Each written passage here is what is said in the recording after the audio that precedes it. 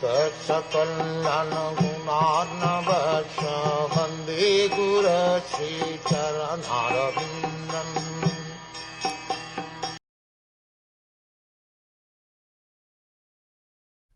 Although her position was unique from all points of view, saintly Devhuti, in spite of all her possessions, which were envied even by the ladies of the heavenly planets, gave up all such comforts. She was only sorry that her great son was separated from her. Devhuti was not at all sorry at giving up her material comforts, but she was very much aggrieved at the separation of her son. It may be questioned here that if Devhuti was not at all sorry to give up the material comforts of life, then why was she sorry about losing her son? Why was she so attached to her son? The answer is explained in the next verse. He was not an ordinary son. Her son was the Supreme Personality of Godhead.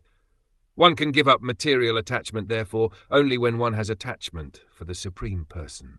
This is explained in Bhagavad Gita. Param drishtva nivartate. Only when one actually has some taste for spiritual existence can he be reluctant to follow the materialistic way of life.